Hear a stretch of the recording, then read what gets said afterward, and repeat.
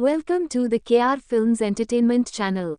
Hey, what's up guys, today I'll show you a horror film Tumbbbad. Spoiler ahead, watch out and take care.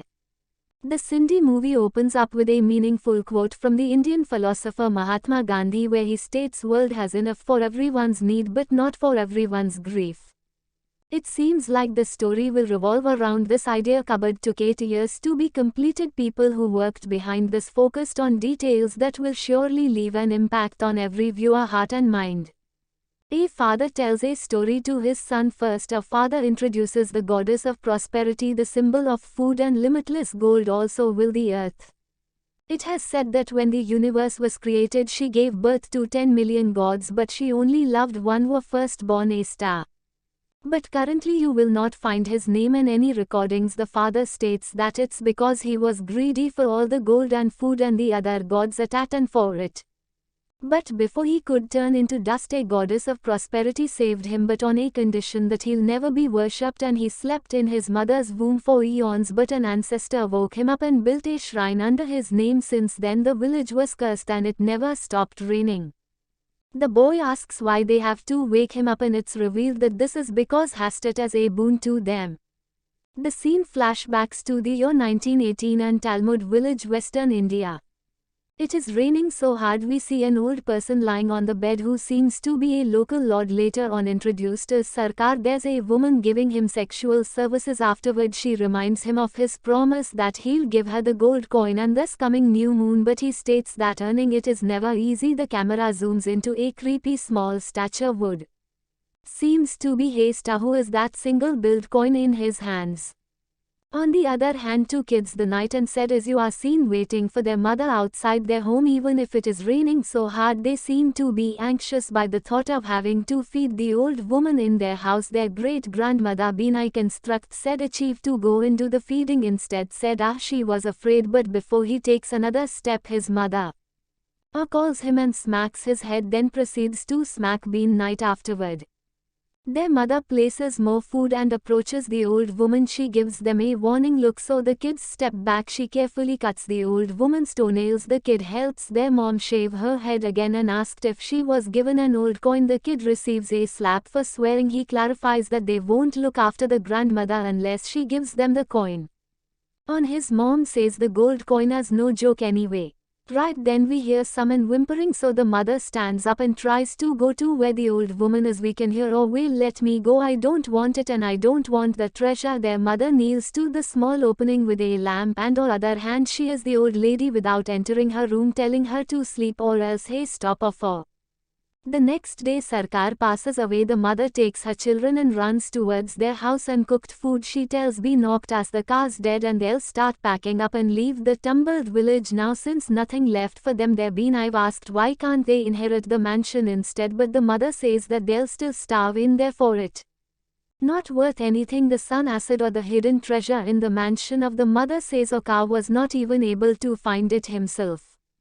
The knight suggests waking the chained up grandmother. Their mother tells him to try and wait for up. Instead the kids converse outside, but later on said she falls off a tree and bleeds. The mother rushes during the night in the hope to get treatment for her son and instructs B Knight to feed the old woman this time and tells him that if she wakes up, tell her to sleep or else a storm come comfort.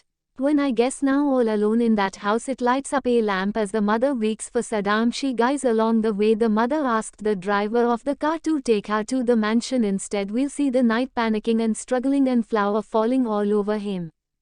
The knight hears battles from the room where his grandmother as he walks towards the room and fix under the curtain, then finally opens the door revealing the monstrous appearance of his grandmother. Her skin seems to be peeled off while there were huge nails on her face. She keeps babbling and avoids the light from Phoenix lamp. She picks up some containers in search of food. The knight realizes it and rushes back to the kitchen. The audio scoring in the scene would leave chills all over your body because it emphasized that something would happen if the grandmother wasn't fed on time. He tries to recall how the food is prepared anxiously, but right then changed rustling halts him. To his surprise his great-grandmother chains and by the ankle and drags him with her. I try to shove her away using fire, but she's strong enough to pull him, trying to eat him instead. Then she steps back in fear when Knight mentions Hastar's name. causing her to fall asleep. While the other hand his mother takes the gold coin and returns for the night crying as she picks him and then leaves the village by boat.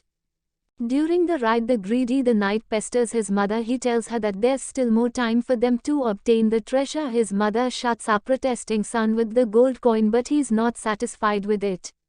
As the rain falls the mother forces him to promise never to return to top it, but knight seems to be persistent and searching for that treasure. The knight grows up independently. After 15 years he arrives in Tibet before nightfall with a gasoline drum and enters their old house that is now full of spiderwebs and wild branches inside, like it has become one with nature. He finds a chain that's still on his great-grandmother, but then finds a dusty beating heart attached to the woods. He tries to wake up his grandmother, who spits blood afterward. He laughs maniacally when the old woman speaks. This is the part where we'll realize his true intention and coming back, although he jokingly points out that a tree grew on her as why she wasn't vanished after husband died, and she replied by saying it's because they needed her since she can go down the well faster. And she warns him to never go down there or he'll be cursed like her. I guess or where it is, and bribes her that he'll give her half if she tells him where it is. But his grandma only they wanted freedom. She asked him to burn her for her turtle hunger can't perish, but he can make the pain go away. She says that he can choose to go back to that mansion where the treasure is located, but not everything he inherits should be claimed. Be nice now, doing what he can to unlock the gates of the mansion. His desperation to escape poverty gave birth to his green. Many days passed by and he never stops digging and clearing up his way to find the well. He fulfills the wish of his grandmother and sets her on fire. He returns to Pune city and finds his wife, who was actually looking for him.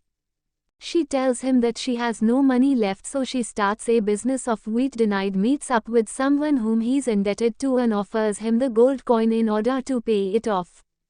That man is Rogoff, and I'll be a merchant who is now wondering where he got it from, but United states that it's ancestral. Every time he needs money he returns back to Tumblr to steal the gold coins. One day Sergeant Cooper gives Rogoff only a few days to come with the money if he wants to be rich. Upon realization, Rog visits Binay unexpectedly. He proposes to become his business partner, but Binay politely rejects it. The next wife gives birth to a son and they are now wealthy. Soon enough Rogoff sells his daughter-in-law to Binay as a mistress. On the other hand, Raga visits the mansion and intimate, and the knight follows him. He probably knows that he wants to find the treasure himself. It goes down the well, aware that Robin's watching. Reggae bites on the trap and attempts to go down the well too. The blood-red mud welcomes him from below while the knight creates dolls from above. The well resembles the inside of a womb. It is slimy and bloody, plus walls and floor are breathing. The rope he used falls off the moment he unleashes a dodo inside a container. Hears a growl from a distance and that growing creature attacks him in a snap. When I climbed down the well and sees the mutated Rogoff conjoined to the way room's wall. He orders him to sleep or else a star would come for him. Denai picks the doll and teases Hastar, who was desperate for the flower. In return the god for us tantrums and mutate Rogoff. More benign throws the doll as he chases and rips Hastar's loincloth. Since the god's distracted, he picks up the gold coins that spilled out of the loincloth. Benign throws the lambs or Raga to end his suffering. 14 years later the still goes back and forth for Tibet. His son is already a grown child named Ponder on. It seems like he's been training his kids and picking gold coins. The next day the knight brings the enthusiastic Ponder on to Tibet. The knight warns him about what's ahead. They proceed to make dolls in preparation for training. Once they are inside the goddess's womb, he orders his son to make a circle at a flower because Hastar cannot go through it for those grains. The like explains it further. He also tells his son not to bring a dodo with them earlier, but since he secretly brought one, Hastar attacks and almost touches Ponder wrong. If only his father didn't catch it. He climbed back up and his angry father scolds him for not obeying his order that returned back to put up and Ponder on mother interrogate him regarding what he saw back in Tamath, but he refuses to spill it. Afterward the knight meets with some businessmen who point out that he should take the opportunity to elevate his steps. He finds out that the government will lock up the mansion. and build a new village. And Talmud the night shows Ponder on his safe and reveals all the gold there. The next day night beats up his son because he gives his mistress a coin. Ponder on blurts that they should steal Hastar's loincloth instead, an alibi for his father to stop beating him. The night accepts his son's suggestion. They go back to top it and make dolls once again. Fortunately, there are multiple clones of Hastar who are started crawling towards them. Indeed, they are multiple now due to the dozens of dolls they made earlier for 1-to-1 ratio. Perhaps they hold on to each other, probably not expecting it. The knight throws each piece everywhere to distract the clones who try to be one but fights with each other since the god himself is just too greedy, and a clone almost falls to the flower circle. The 9 catches his son and I both fall down the floor. A clone turns into dust in a blink since it made contact with the grain. The kid ignites fire since the like they had earlier died. This is the part where he gets an idea that is just heartbreaking. A sacrifice as a father. There isn't much time in choice. Ponder on wakes up to his father who had tied the remaining dolls to his body. He will use himself as the bait in order for his son to escape since he's also the one who took him there with him. Ponder on grabs onto his father and tries to stop him. But his father shoves them off, takes a leap so that the historic clones would go after him.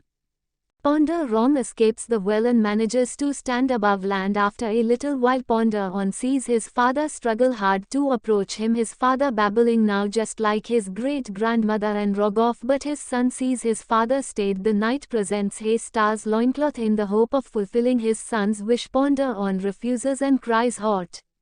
But as his father insists for him to take it with a heavy heart, he throws his laugh at his father and sets him on fire in order to end his suffering. Then he finally tells his father to sleep or Hastar will come from behind, burned to death, and his son lives without taking a loincloth, probably realizing that no amount of materialistic treasure is worth the person's life. The ending's very emotional but a fitting one. You got what you wanted but lost what you already had. In fact, the father and son were both greedy, and it's true that realization only hits you when time's almost up. A star symbolizes greed, and greed in reality means endless. Another poetic thing here is that every victim acts like a baby who only lives to eat and sleep, as if the curse is remaining hungry. If you had become immortal, that's it.